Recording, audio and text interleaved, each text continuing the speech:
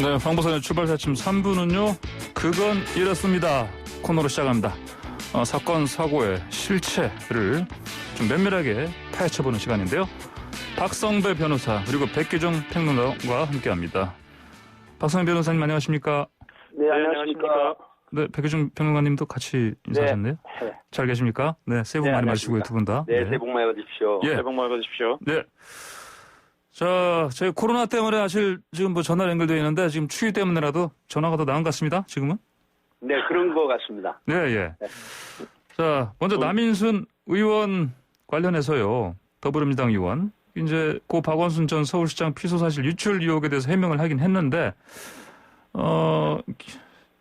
서울시 젠더특보에 연락한 것은 맞지만, 피소 사실을 유출한 것은 아니다라며 본인은 그냥 그저 질문한 것이다 이렇게 해명을 했습니다. 네. 뭐 질문이나 유출이나 마찬가지 아니냐 이렇게 또 비판하는 사람도 있는데 두 분은 의견 어떻습니까? 먼저 박성배 변호사님.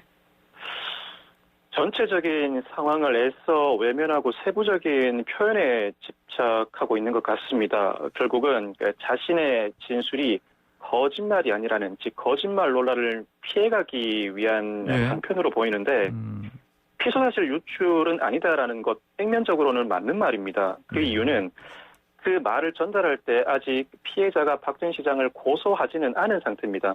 피소사실이라는 표현 자체는 고소된 사실이라는 사전적인 의미를 가지고 있습니다. 예. 그렇기 때문에 아직 고소는 이루어지지 않았으니 피소사실을 유출한 것은 아니다라고 표현하는 게 나중에라도 자신은 거짓말을 한 것이 아니라는 방편이 될 수가 있겠죠. 예. 그렇지만 이런 표현은 전체적인 상황을 도외시하고 본질적으로 다르지 않은 것을 마치 다른 것처럼 표현한 것이 아닌가 싶습니다. 사실 이 관련 내용을 질문을 할 때는 자연스럽게 피해자가 고소할 예정이라든지 여성단체가 공동으로 대응할 예정이라고 한다던데라는 이야기가 오고 갈 수밖에 없습니다. 실제로 이 말을 남 전 의원에게 전달했다는 한국여성단체연합의 대표도 이 검찰의 유출 관련 사실관계 발표 이후에 이 고소 예정 사실을 국회의원에게 알렸던 사실을 인정하고 있습니다. 예. 그렇다면은 이렇게 질문을 하는 형식이긴 하지만 그 내용이 자연스럽게 나올 수밖에 없다. 그래서 그렇죠. 알릴 수밖에 없다. 본질적으로. 질문과 유출의 본질적인 차이는 없고 오히려 남 전 의원은 자신을 방어하기 위한 방편으로, 즉 거짓말 논란을 피해가기 위한 방편으로 이러한 표현을 한 것으로 보입니다. 네, 알겠습니다. 백규정 변호사께서는 이 발언을 어떻게 해석하십니까? 이 국어 사전을 보면요. 유출이 밖으로 흘러나가거나 흘러내보냄, 또 질문이 알고자 하는 바를 얻기에 묻는다. 이제 이런 내용이지 않습니까?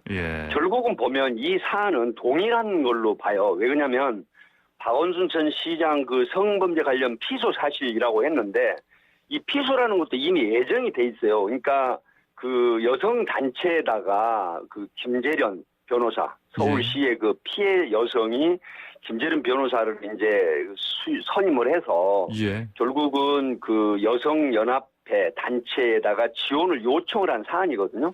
근데 이게 이제 이 과정이 보면 3단계를 거쳐서 남인순 의원한테 이제 연락이 됩니다. 남인순 의원이 본인의 보좌관이었던 서울시 젠더특보에게 서울시장이 이런 불미스러운 일이 있는데 알고 있느냐라고 얘기를 했단 말이죠. 그렇게 되면 자연히 그 젠더특보는 서울시장에게 이런 얘기를 보고하거나 전달할 수밖에 없는 상황이죠. 그러니까 이제 수사라고 하는 부분은 만약에 피해자가 고소를 했다고 치고 그 이후에 사전적인 조사나 증거조사나 관련자 조사를 하지 않은 상태에서 이게 전달이 돼버리면 이게 사실은 사전 유출이 왜 해악이 크냐면 피의자, 소위 말하면 가해자 쪽에 상당히 강력한 방어권이 형성이 돼버리죠. 그래서 결국은 입맞춤을 한다라거나 축소를 하거나 하면 피해자 상대로 해유를 하거나 합의를 시도할 수가 있단 말이죠. 결과적으로 봤을 때 수사가 상당히 어려움에 처하게 되고 또 피해자가 피해를 보았다는 부분들이 크게 훼손이 되거나 변질될 수 있다. 이렇게 되면 피의자나 가해자의 강력한 방어권이 형성되어 버리는 건데 이런 상황으로 봐서 남인순 의원이 자신의 그 보좌관이었던 젠더특보에게 질문을 했다고는 하지만 결과적으로는 고소할 사람이 누구고 성범죄 관련으로 고소될 것이라는 사실에 대해서 알게 된단 말이죠. 이렇게 되면 결국 남인순 의원이 주장하는 피소 사실에 대해서 알려준 사실이 없다라고 하지만 질문했다고 하는 게 결국은 피해자나 수사기관 입장에서 보면 수사 유출로 기결이 된다. 예. 이렇게 보는 게 타당합니다. 아, 그렇군요. 그렇다면은 이제 아까 박성배 변호사께서는 이게 이제 실제로 네. 고소가 이루어지기 전에 한 질문이니까 뭐 이제 문구상으로는 유출한 건 아니다. 네. 자, 그렇지만 실체적으로는 유출한 건 맞다 이렇게 보시고 계시는데 그럼 법적으로는 이게 어떤 위법한 혐의 찾을 수 있다 보십니까? 남인순 의원이 형사 책임을 부담하기는 어렵습니다. 이 생각해 볼 수 있는 죄명이 예. 공무상 비밀 누설과 업무상 비밀 누설 두 가지인데 예. 공무상 비밀 누설은 공무원이 법령에 의한 직무상 비밀을 취득하고 유출할 때 성립하는 범죄입니다. 예. 물론 남 의원이 국회의원으로서 고위공직자지만 이 사건의 경우에는 직무상 그 비밀을 취득했다기보다는 예. 한국여성단체연합 대표의 개인적 관계에 기해서 그 비밀을 취득했다고 보는 것이 합당하기 때문에 이 죄가 성립하지 않고요. 업무상 예. 비밀 누설도 의사, 변호사 등 특정 직종에 종사하는 사람이 예. 역시 직무 처리 중 취득한 비밀을 누설할 경우에만 성립하기 때문에 어떤 경우에도 형사상 책임을 부담하지는 않지만 정치적 책임으로부터는 결코 자유로울 수가 없고 상황에 따라서는 즉 피해자 측이 좀 더 적극적으로 나선다면 민사상 책임은 충분히 부담할 수도 있습니다. 불법 행위로 평가할 여지는 충분히 있습니다. 예, 형사상으로는 힘들지만 민사적으로 찾아볼 수가 있다 이런 말씀이시네요. 네. 자, 이번 사건은 경찰은 공소권 없음 이라는 결과를 내놓아서 또 뭐 혼선을 가중했다는 비판도 일고 있습니다. 두 분께서는 어떻게 이거 보십니까? 제가 먼저 얘기를 하겠습니다. 예, 예, 이번 사건으로 경찰도 사실 문매를 맡고 있는 건 사실입니다. 예. 그런데 범죄를 저지른 사람이 사망을 하게 되면 네. 범죄가 설령 있다고 하더라도 공소권 없음 처리를 하는 건 맞습니다. 예. 근데 이제 지난 4일 날 보면 서울경찰청이 박원순 전 시장 수사 결과 발표에 대해서 그 변사자 사망 경위는 고인과 그러니까 박원순 전 서울시장을 말씀하는 거죠. 예. 그 유족의 명예 및 2차 피해 가능성을 고려해가지고 수사 결과에 대해서 세세한 부분, 디테일한 부분을 공개하지 않겠다 이렇게 입장을 표명을 했는데 사실 경찰은 5개월 동안 46명의 경력을 투입해가지고 네머드급 전담 수사 TF를 만들었단 말이죠. 이렇게 구성을 했는데 결국은 성추행 실체나 방조 부분에 대한 의혹을 전혀 규명하지 못했다는 이런 안타까운 측면이 있어요. 근데 문제는 크게 이슈화된 이런 사안이고 사회적으로 상당한 영향력 있는 사람의 권력형 성범죄 혐의였지 않습니까? 그렇다라고 하면 비록 고인이 되었지만 실제 진실을 가감없이 수사해가지고 그 결과를 명명백백하게 국민들 앞에 밝히는 것이 차후 재발 방지나 그 어떤 중요한 뭐 소위 말하면 소셜 포지션 영향력 있는 사람들 위치에 있는 사람들에 대한 경각심 고치라든가 또 재발 방지 측면에서 필요하다라고 하는 측면을 저는 말씀을 드리고 싶습니다. 예, 그렇군요. 그러면 그 각종 이제 단체들에서 그러면 검찰 쪽으로 지금 재수사하라 이렇게 촉구하고 있습니다. 네네.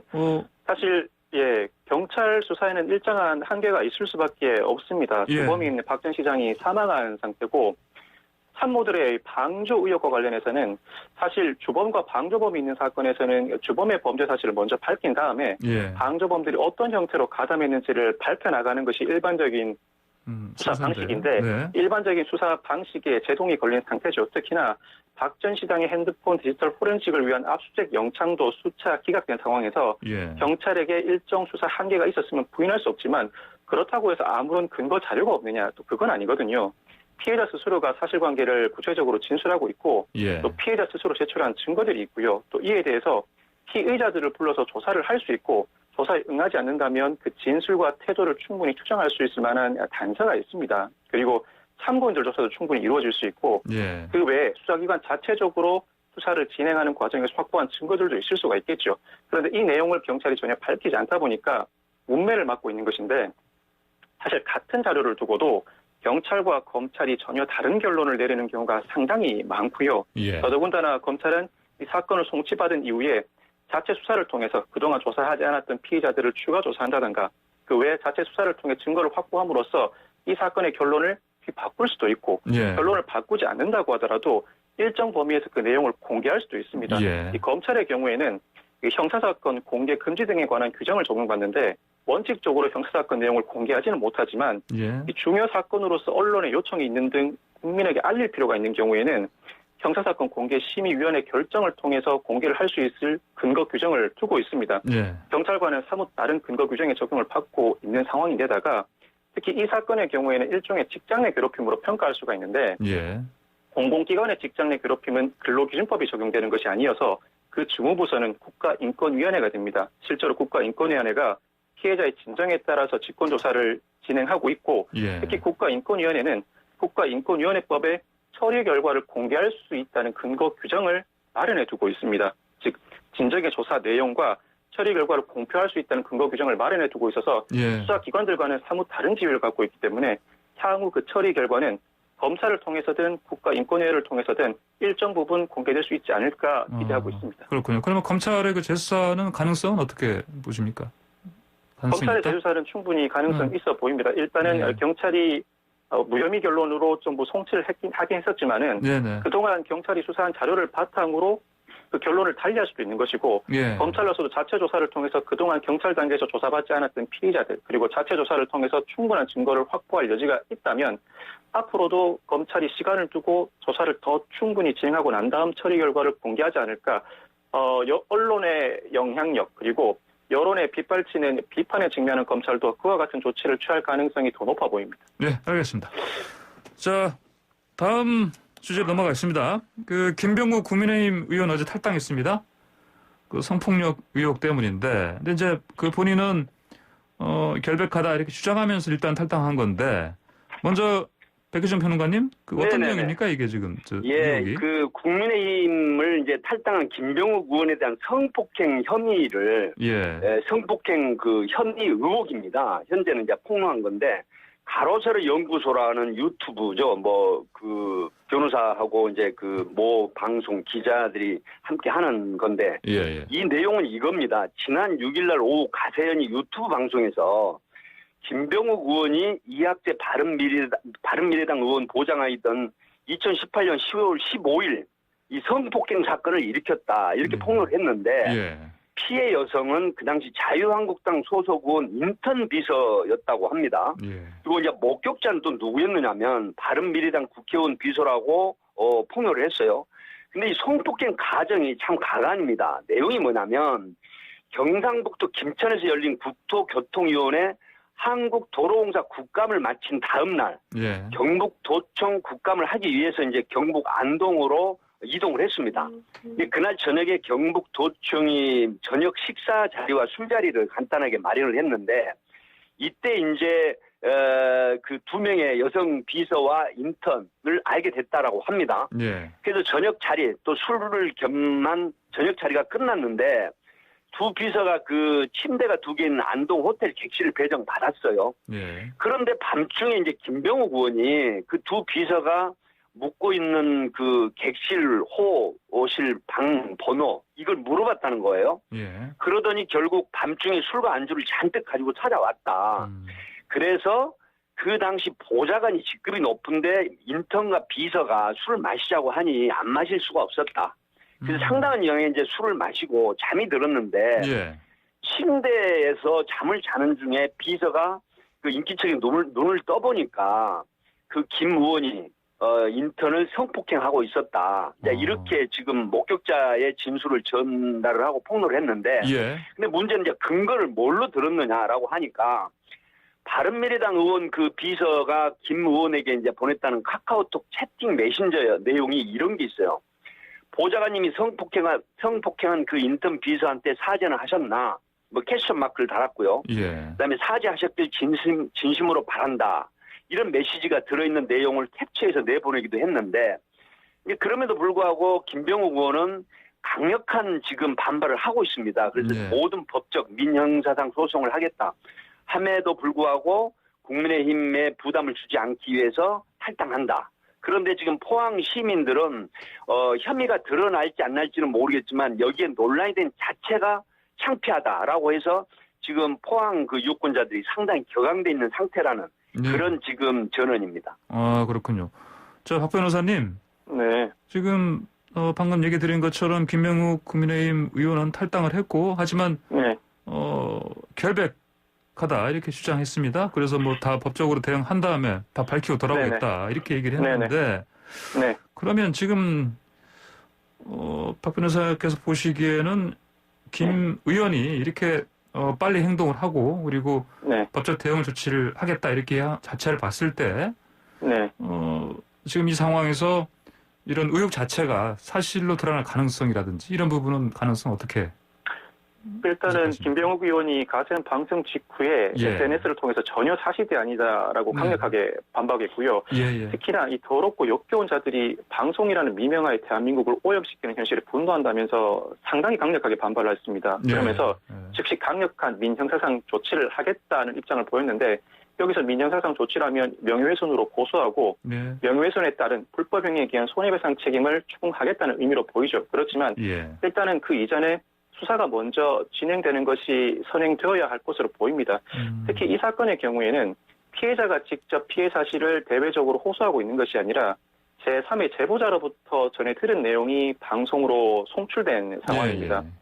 이런 상황이라면 수사가 가능한지 현재는 수사가 가능하다고 보여집니다. 예전에 성범죄가 친고죄일 당시에는 피해자 스스로가 고소를 하지 않는 이상은 수사를 개시조차 할 수가 없었습니다. 그렇지만 지금은 성범죄가 친고죄가 아닌데다가 다만 이 사건의 경우에는 피해자 스스로가 그 피해를 호소하고 있는 상황이 아니기 때문에 제3의 제보자 또는 당시 범행 현장을 목격했다는 또 다른 의원실의 비서를 통해서 사건 상황을 전해 듣고 피해자를 직접 찾아 나서는, 즉 역으로 찾아 나서는 수사기관의 일정한 노력이 필요합니다.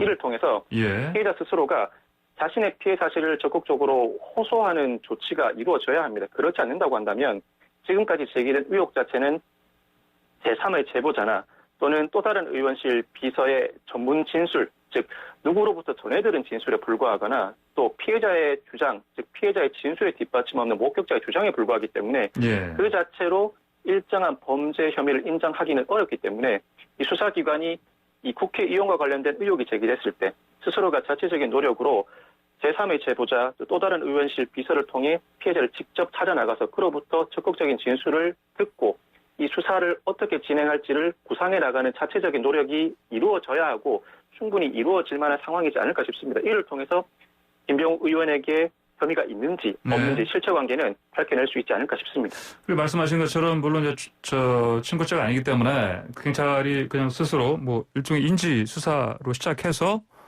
수사에 들어갈 수는 있겠지만은 뭐 당장은 뭐 경찰에서 어떤 가시적인 움직임은 아직은 보이지 않고 있습니다. 그렇죠? 그렇다면 이런 상황에서는 오히려 김병욱 의원이 먼저 말씀하신 대로 명예훼손이라든지 이런 혐의로 고소를 먼저 할 수도 있지 않겠습니까?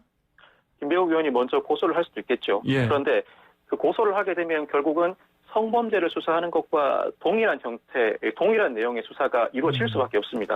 말씀하신 것처럼 먼저 경찰이 자체적으로 나서서 수사를 하지 않으면 김병욱 의원이 명예훼손으로 고소함으로써 동일한 형태, 동일한 내용의 수사를 진행하게 되는데 그렇게 되기 전에 경찰이 먼저 수사할 가능성도 충분히 배제하지 못합니다. 즉 경찰은 투트랙으로 성범죄 사건에 대한 수사도 진행하면서 같은 경찰서 내에 다른 부서가 김병욱 의원의 명예훼손 고소장이 접수된다면 그 명예훼손에 대한 고소 사실도 조사하면서 투트랙으로 조사를 진행해 나가는 겁니다. 이럴 경우에는 먼저 경찰 내 내부 지침에 따라서 성범죄에 대한 수사부터 먼저 진행합니다. 그리고 명예훼손에 대한 수사는 성범죄에 대한 경찰의 1차적인 판단이 이루어지고 난 다음 수사를 이어나가기 때문에 결국에는 성범죄에 대한 수사가 먼저 이루어지지 않을까 싶습니다. 그렇게 보시는 거예요. 알겠습니다. 자, 그러면 그나저나 이제 김병욱 의원이 탈당했으니까 국민의힘 의석수가 변화가 생길 수 있는데 어떤 상황입니까? 백혜준 평론가님? 국민의힘 의석이 사실 102명이었지 않습니까? 102명. 근데 이제 김태호 의원이 그 경남 거창 그 3개군 그 의원이죠. 김태호 의원이 복당을 어제 했습니다. 김병욱 의원이 탈당을 했다고 하더라도 102명 의석수에는 변화가 없는데 사실 김태호 의원 같은 경우도 21대 총선의 공천 그 탈락에 이제 불복을 해가지고 탈당을 했었거든요. 그 당시 불복해서 탈당한 사람이 4명이 의원이 다시 됐어요. 뭐 권성동 의원이라든가 그다음에 그 홍준표, 윤상현 이런 의원들인데 현재 김태호 의원만 받아들여지고요. 그다음에 이제 홍준표나 윤상현 의원은 아직 복당하지 못한 상태인데 어쨌든 김태호 의원이 복당을 했기 때문에 김병욱 의원이 탈당을 했더라도 국민의힘 의석수는 102명의 변화가 없다. 이렇게 말씀을 드릴 수 있겠습니다. 지금 권성동 의원 같은 경우는 지난해 9월에 복당한 걸로 제가. 예, 권성동 의원은 복당을 했습니다. 네네. 그래서 홍준표하고 윤상인 의원만 복당을 하지 못했죠. 어쨌건 네네. 뭐 지금 102명 국민의힘 의원 수는 의석수는 변함이 없습니다. 그렇게 봐야 되겠네요. 네네. 자, 그나저나 지금 이렇게 뭐 앞서 우리가 살펴봤던 지자체장, 그다음에 또 국회의원 관련해서 이렇게 성 관련해서 이렇게 자꾸 뭐 의혹들이 제기되고 있습니다. 이런 상황은 이게 갑작스러운 것으로 봐야 되는 건지 원래 있던 거가 그냥 드러나는 건지 어떻게들 보십니까? 이거는 제가 좀 먼저 말씀드릴까요? 예, 백규중 평론가님. 예.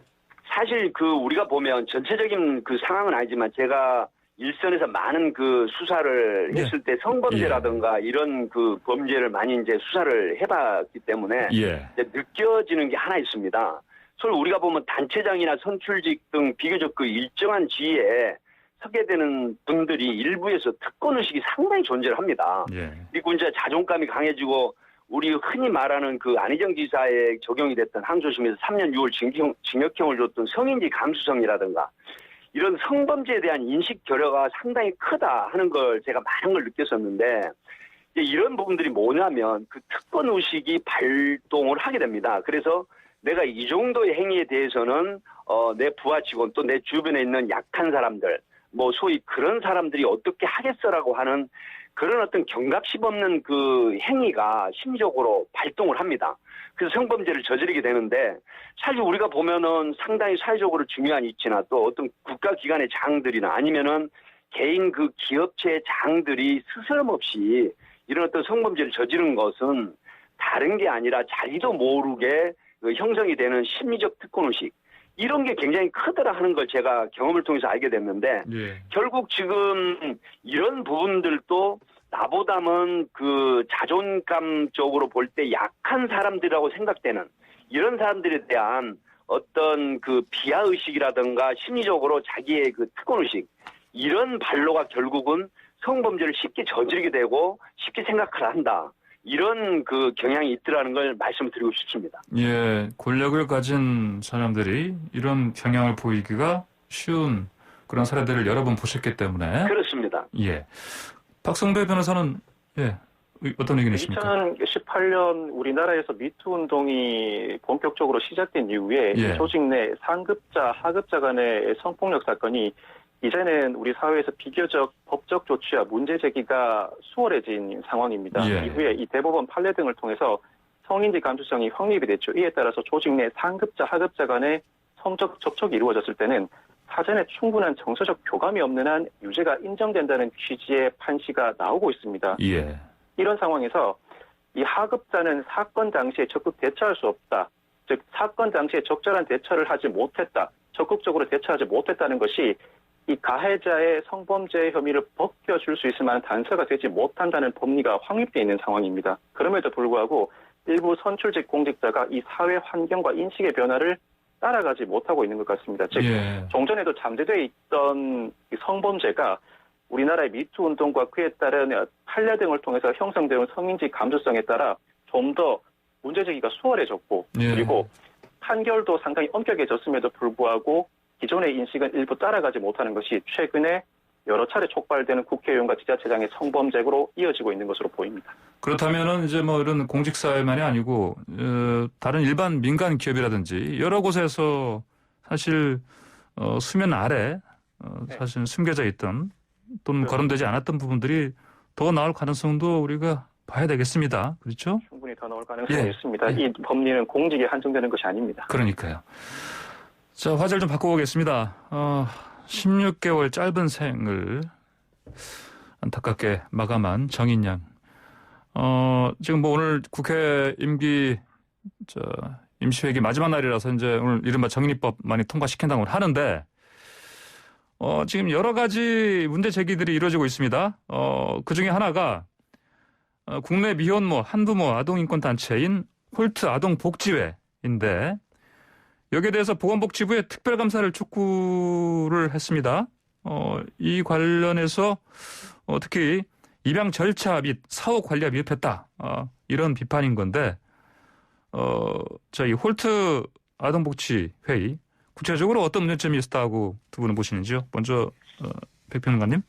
예, 그 입양특례법에 보면 예. 조사 기간이 그 양親가정 조사할 때 신청인의 가정이나 직장, 이웃 이런 것을 2회 이상 방문 조사를 해야 하고 한 번에는 사전에 알리지 않고 방문 조사해야 한다라는 이런 여러 가지 규칙이 뭐 입양특례법 시행령이라든가 입양특례법 시행규칙이라든가 이런 곳에 다 지금 규정이 돼 있거든요. 예. 그런데 이제 과연 그 양부모가 입양 가정에서 어떤 내용의 교육이나 상담을 진행을 했는지 정인이 양부모가 그다음 또 입양특례법상 입양 기간이 입양 성립 후 1년 동안 사후관리 책임이 있다라는 규정이 있거든요.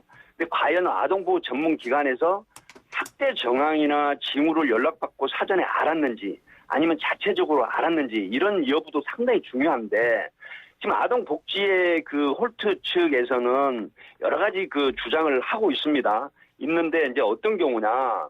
사실 양부모가 입양 신청일로부터 친양자 신고일까지 총 7번을 만났고 사후관리 1년 중 가정 방문을 이해를 했고 유선 상담을 이해를 했다.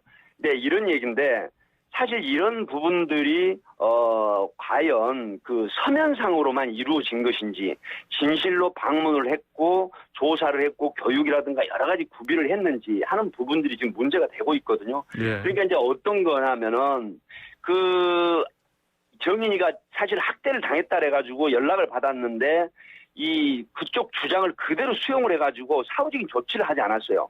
그러니까 1차 신고 때 긴급으로 가정 방문을 했다라고 했는데 정인이 양부모가 걸음마를 시작하다 넘어졌고 그다음에 정인이가 스스로 귀와 몸을 긁어서 상처가 생겼다. 이런 답변을 그대로 인용을 해가지고 아무런 사후 조치를 하지 않았다는 거죠. 근데 예. 16개월 된 아이가 뭐 걸어가다가 넘어졌다라거나 아니면 스스로 귀와 몸을 긁어서 상처가 났다라고 하는 이런 어처구니없는 주장을 수용했다는 게 사실은 적극적인 조치를 유기한 것이다 이렇게 보거든요. 예. 이런 부분에서 그 비판이 제기되고 있기 때문에 사실 관련한 NGO 단체에서 홀트 측에 강력한 감사를 벌여라 하는 것은 수용을 해야 되고 문제가 있다라고 하는 부분이 있기 때문에 예. 저는 그 상당히 치밀한 그런 감사를 해야 된다. 조금만 더 말씀드리면 네. 2017년도 8년도에 그 감사 보고서에 보면은 보건복지부에서 나온 건데 사실은 감사가 방문을 하지 않고도 서면으로만 작성해서 실제로 방문 조사하고 교육하고 하는 형태가 이루어졌다는 게 밝혀졌었잖아요. 예. 이런 어떤 사례들이 있듯이 과연 홀트 측에서는 이 정인이 관련한 또 현재 굉장히 많은 입양아들이 있는데 이런 부분들이 정말 세세하고 규정된 대로의 조사나 어떤 방문 조사나 그런 매뉴얼대로 시행을 했는지 이런 부분이 상당히 지금 의혹이 많다라고 하는 측면이 있습니다. 예, 알겠습니다. 자, 지금 황보선의 출발새 아침 백규정 평론가와 박승배 변호사와 함께 토론 이어가고 있습니다. 방송 들으시면서 의견 주실 분들은 샵 0945번 50원 유료 문자로 보내주시기 바랍니다. 자, 박 변호사님. 네네. 그러면 지금 사실 이 사건이 이제 불거진 이후에 그 관할 경찰서장 대기발령 처분 받았고요. 그다음에 경찰청장이 사과까지 했는데. 네. 그리고 심지어는 이제 그 해당 경찰들 뭐 징계라든지 뭐 이건 나왔지만은 처벌 가능성도 좀 제기되고 있습니다. 그렇다면은 홀트에 대해서는 법적인 제재 가능성은 없습니까? 입양특례법에 따라서 입양기관은 양친이 될 사람에 대한 자격 요건을 조사해야 하고 또 아동 양육에 관한 교육을 실시해야 하고요. 입양 이후에도 1년 동안은 양친과 양자의 상호작용을 위해서 사후 관리를 해야 합니다. 그런데 이런 상황에서 홀트에 대한 형사처벌은 사실은 어렵습니다. 그 이유가 입양특례법상 형사처벌을 부과할 수 있는 경우는 허가를 받지 아니하고 입양을 행했거나 업무상 알게 된 비밀을 누설한 경우 등뿐입니다. 그렇지만 보건복지부의 특별감사를 청구한 이유는 일정한 경우에 입양기관에 대해서 업무정지나 허가 취소 등 행정처분은 가능하기 때문입니다.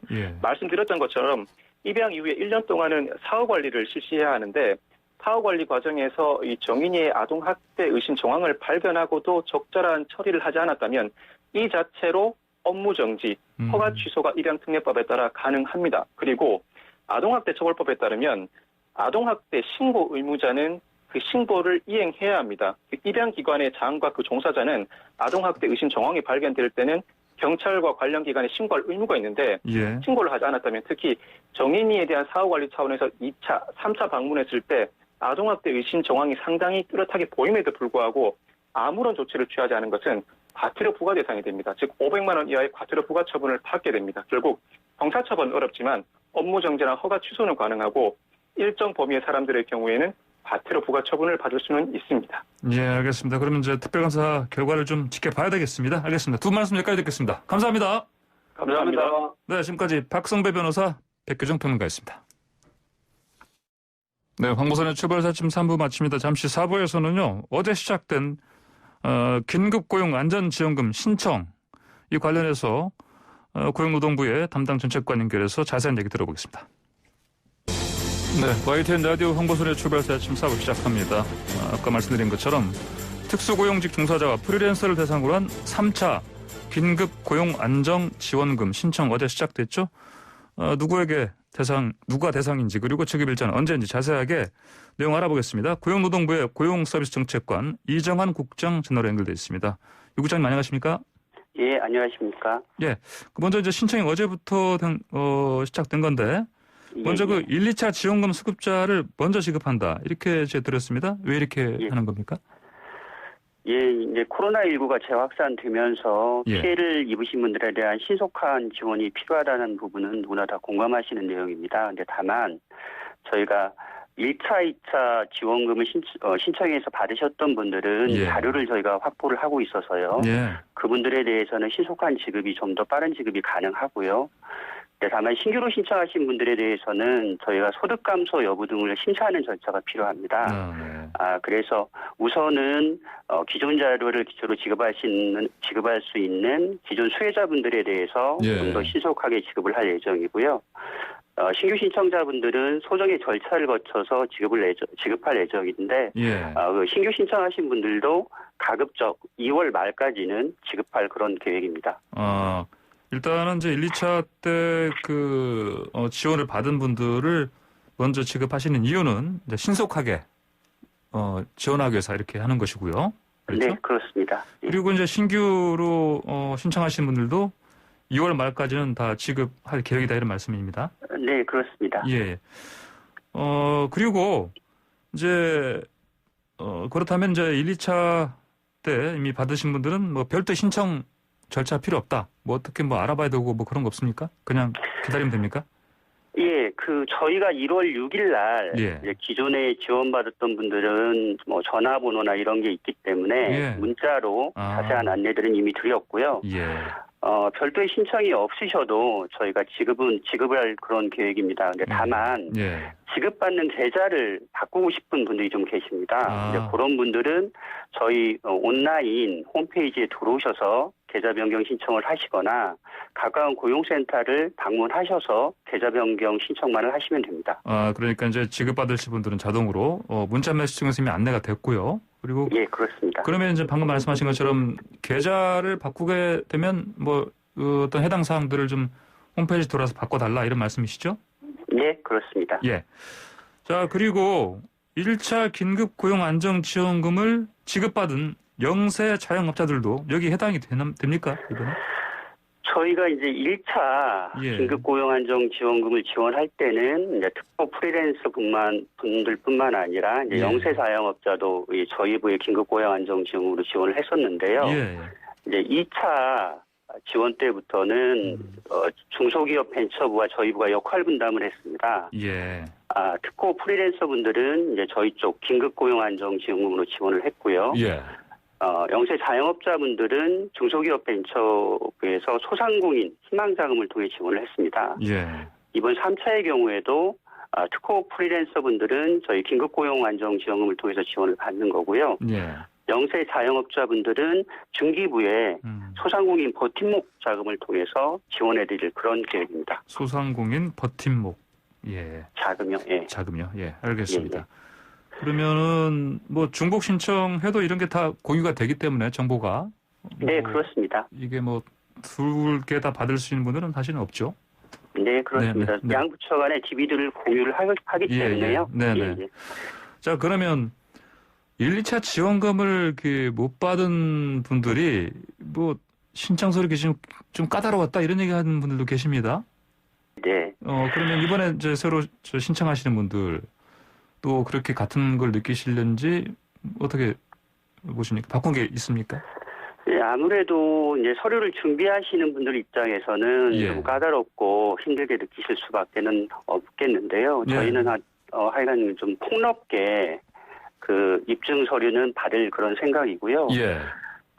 일단은 신규로 신청하신 분들이 증빙을 해야 되는 부분은 두 가지입니다. 네. 이제 하나는 그 연소득하고 예. 소득 감소를 증빙할 서류가 필요한데요. 네.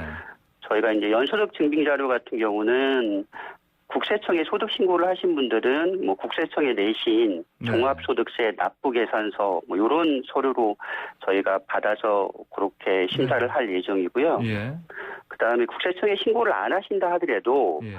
연간 수입이 뭐 기록돼 있는 통장 사본을 내신다던가 그렇게 폭넓게 인정할 그런 생각입니다. 예. 소득 감소 관련해서도 소득이 감소한 해당 월에 예. 수입 내역을 입증할 수 있는 서류라면 저희가 좀 폭넓게 받아서 신청하시는 어려움은 최대한 덜어드릴 그런 계획입니다. 그러면 1, 2차 때보다 좀 더 폭넓게 그 관련 증빙 자료들을 인정해 주시겠다 이런 말씀이신 거죠? 네, 그렇습니다. 뭐 자세한 사항은 저희가 신규 신청하신 분들에 대해서는 1월 15일 날 저희 고용노동부 홈페이지를 통해서 뭐 지원 요건이나 신청 방법, 증빙 서류 등에 대해서는 안내할 그런 예정이니까요. 예. 그거를 참고하시면 될 것 같습니다. 기간은 어떻게 됩니까? 신청 기간은 어제 시작해서? 기존 수혜자분들에 대해서는 저희가 1월 6일부터 이제 11일까지 앞서 말씀드린 지급계좌 변경 등에 대해서 신청을 받고 있고요. 예. 검색창에 긴급고용안정지원금이라고 치시면 이제 신청 홈페이지로 이제 바로 찾아가실 수가 있고요. 예. 그 신청 홈페이지에서 안내에 따라서 쭉 절차를 진행하시면 됩니다. 예.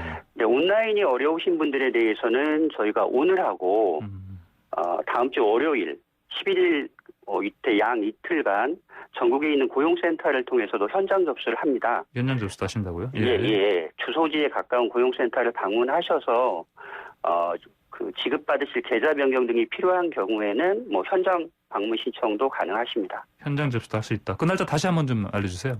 어떻게 돼요? 1월 6일부터 다음 주 월요일인 1월 11일까지는 온라인이 다 가능하시고요. 그다음에 고용센터를 방문하시려고 하시는 분들은 1월 8일 하고 1월 11일 이틀간입니다. 이틀이군요. 알겠습니다. 그리고 아까 이제 이미 기존 1, 2차 지급 받으신 분들은 신속하게 빨리 지급할 것이고 그다음에 신규로 신청하신 분들도 이따 다음 달 말까지는 지급하실 거다. 이렇게 아까 말씀하셨습니다. 네, 그렇습니다. 네, 알겠습니다. 자, 다음으로요. 고용노동부가 이제 이달 1일부터 한국형 실업부조라 불리죠. 국민 취업 지원 제도 이걸 시행하고 있다고 알려졌는데 이게 어떤 제도인지 설명 좀 부탁드립니다. 말씀하셨듯이 이제 국민 취업 지원 제도는 한국형 실업부조 제도입니다. 이제 저희가 실업에 대한 대표적인 고용 안전망, 사회 안전망이 고용보험 제도인데요. 이 국민 취업 지원 제도는 이런 고용보험의 사각지대에 있는 분들을 지원하는 제도입니다. 대상을 뭐 좀 설명을 드리자면 우선 노동시장에 새롭게 진출하는 청년 구직자, 그다음에 경력 단절 여성처럼 노동시장을 좀 떠났다가 다시 돌아오시는 분들, 그다음에 현재 고용보험에 적용이 안 되고 계시는 뭐 특보분들이나 폐업한 자영업자 분들이 주된 대상이 되겠고요. 이분들이 저소득 가구에 해당이 되면 저희가 한 달에 50만 원씩 6개월간 총 300만 원 정도가 됩니다. 6개월간 구직 촉진 수당을 지급을 하면서 체계적인 취업 지원 서비스를 함께 제공하는 그런 제도가 되겠습니다. 그렇다면 방금 말씀하신 대로 그 중에서 그 저소득 가구 말씀하셨는데 네네. 이게 구체적으로 어느 정도가 돼야 저소득 가구인지 이게 좀 궁금합니다. 기본적으로는 저희가 중위소득 기준으로 50% 이하이고 재산의 경우는 3억 이하인 기준을 가지고 있고요. 이거 외에도 청년분들 같은 경우는 조금 더 완화해서 그렇게 판정을 하도록 제도를 설계했습니다. 청년들은 좀 더 완화해서 그 방금 말씀하신 그 저소득층 그 기준 좀 완화해서 적용하시는 말씀이시죠? 그리고 아까 6개월간 50만 원씩 그러면 300만 원이네요. 300만 원을 이렇게 지급한다 이런 말씀이시고 그러면은 이번에 그 코로나19로 이제 피해가 집중된 분들 많지 않습니까? 뭐 영세 자영업자들도 있고 뭐 아까 말씀하신 특고 또 프리랜서 분들이 있는데 이분들 지원 다 받을 수 있는 겁니까 그러면? 네, 그렇습니다. 그러니까 앞서 말씀드린 것처럼 기본적으로 국민취업지원제도는 예. 그 고용보험의 보호 범위 밖에 현재 계신 분들에 대한 지원 제도이기 때문에 예. 네, 특고나 프리랜서, 영세 자영업자 분들도 앞서 말씀드린 저희가 저소득 가구에 해당되는 그 요건에 해당되신다면 예. 지원 대상이 됩니다. 그래서 저희 지원 등을 통해서 이제 그 새로운 일자리를 찾는 데 어떤 생계 걱정 없이 예. 좀 체계적인 취업 지원 서비스를 받아서 손쉽게 새로운 일자리를 찾을 수 있도록 그렇게 지원해 나갈 예정입니다. 예, 이렇게 사각지대에 있는 분들을 찾아내서 이분들한테든 아까 말씀하신 것처럼 하나의 실업 부조로서 도움을 준다 이런 제도인데. 예. 그러면은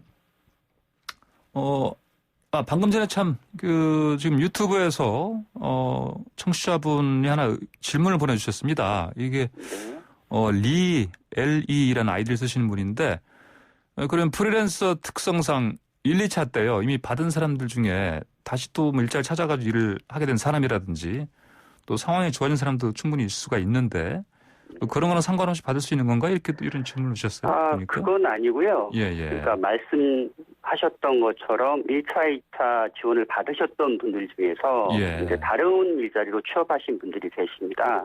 그거는 저희가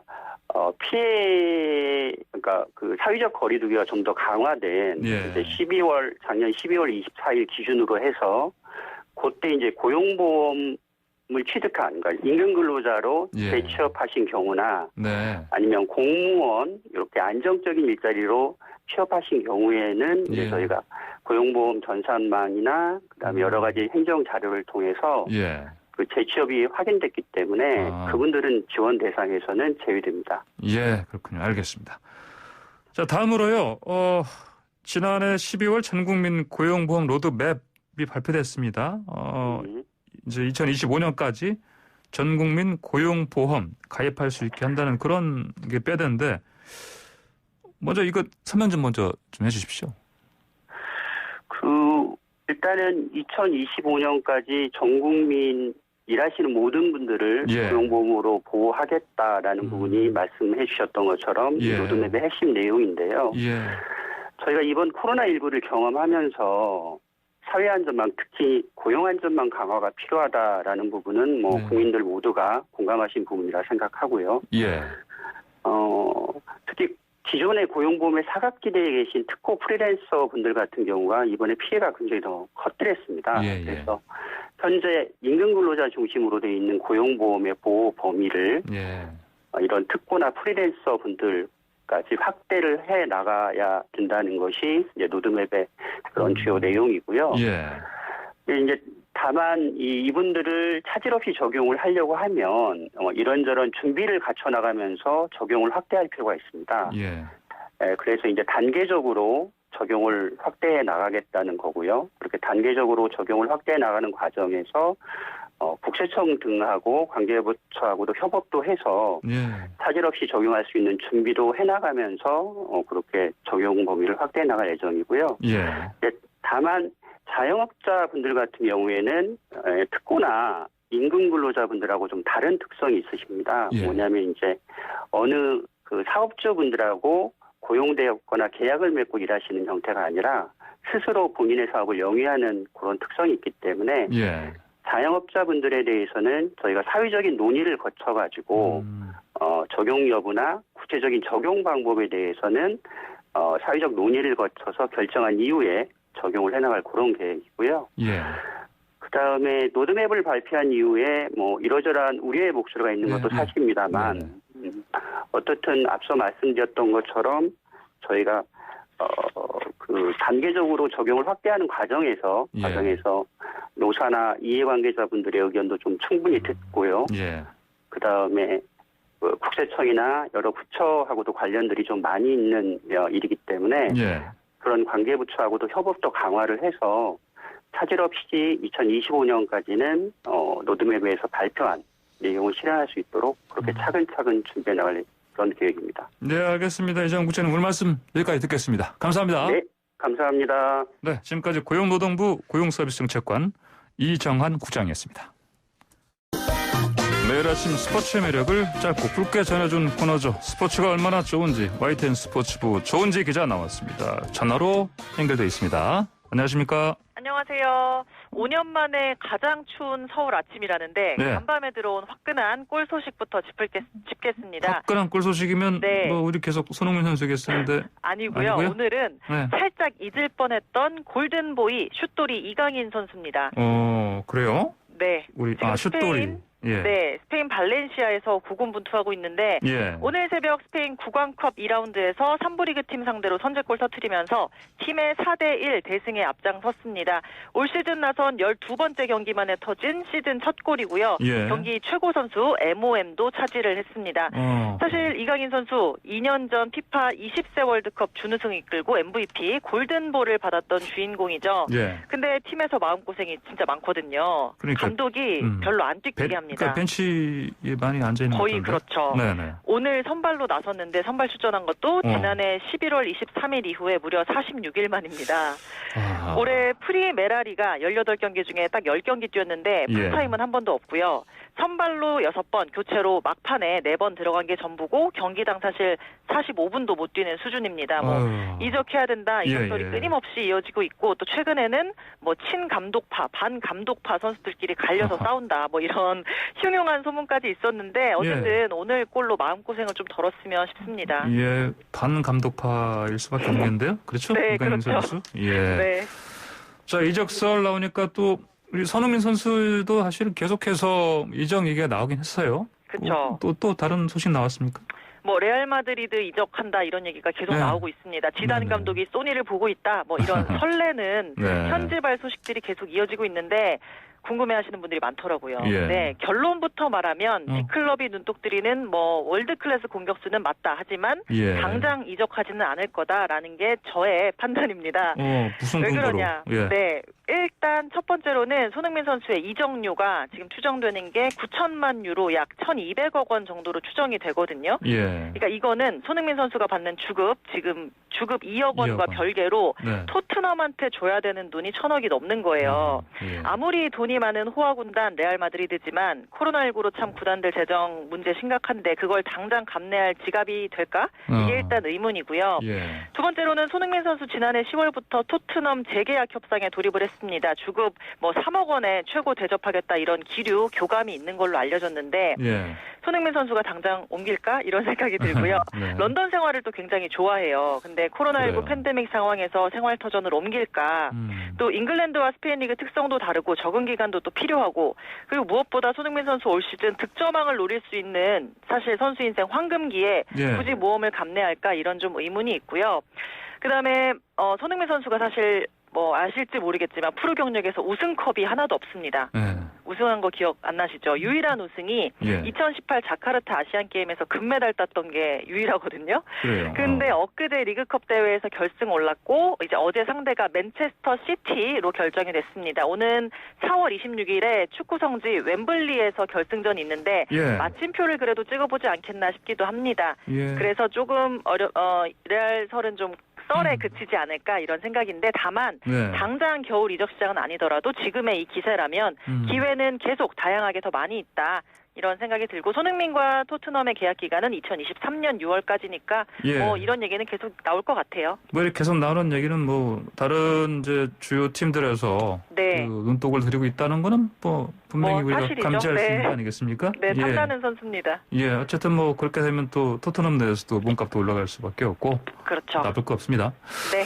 자, 그러면은 다른 얘기 좀 해볼까요? 눈이 그저께 엄청나게 내렸어요. 조은지 기자도 힘들지 않았습니까? 저도 퇴근하는 길에 엄청 힘들었는데 그날 뭐 저가 힘든 건 힘든 것도 아니더라고요. 뭐 스키 타는 사람, 눈썰매 타는 사람도 있었는데 그러니까요. 썰매 황제 윤성빈 선수가 드디어 대회에 출격을 합니다. 사실 코로나19 때문에 평창에서 국내 훈련만 했었는데 어제 유럽으로 출국을 해서 월드컵 6차 대회부터 나섭니다. 지금 도쿄올림픽 하냐마냐 이것 때문에 가려져 있지만 사실 베이징 동계올림픽 2022년이에요. 이제 1년 남은 겁니다. 네. 중요한 거는 윤성빈 선수가 베이징 올림픽에 그 썰매 트랙을 타본 적이 없다는 겁니다. 원래 올 시즌에 대회가 예정되어 있었는데 이것도 코로나 때문에 개최지가 바뀌었어요. 예. 네. 아시겠지만 봅슬레이, 스켈레톤, 루지 이런 종목들은 그 홈 이점이 정말 강합니다. 왜냐하면 공식 훈련은 사실 올림픽 때 많아야 40번 정도 타는데 안방 선수들은 뭐 1000번까지 탄다 그러거든요. 예. 그러니까 딴 선수들은 코스를 달달 외우고 조종을 한다면 안방 선수들은 몸이 알아서 반응할 정도로 익숙하게 이제 탈 수가 있는 겁니다. 근데 베이징 트랙 이제 타본 선수가 사실은 그 홈 선수들 말고 잘 없는데 예. 거기 보면 360도를 도는 그 세월호 리본 같은 모양의 코스가 있어요. 이게 크라이슬이라고 하는데 예. 이게 자국 선수들 이점을 좀 살리기 위해서 일부러 좀 어렵게 만드는 거거든요. 예. 근데 윤성빈 선수는 이게 타본 적이 없으니까 사실 엊그제 제가 만났는데 예. 트랙 정보가 정확하게 있는 것도 아니고 타보는 거 말고 사실 방법이 없는데 내년에나 탈 수 있겠다 하면서 아유 하더라고요. 예. 네, 그러면서도 다 똑같은 상황이니까 그러려니 한다라고 얘기를 하던데 언제쯤 타볼 수 있을지 이게 동계올림픽의 관전 포인트가 될 것 같습니다. 네, 알겠습니다. 오늘 말씀 여기까지 듣겠습니다. 네. 감사합니다. 네. 네, 지금까지 YTN 스포츠부 조은지 기자였습니다. 네, YTN 라디오 홍보선의 출발새 아침 오늘 순서 여기서 마치겠습니다. 저는 다음 주 월요일에 아침 7시 20분에 변함없이 이슈를 만드는 뉴스로 찾아뵙겠습니다. 지금까지 황보선이었습니다. 감사합니다.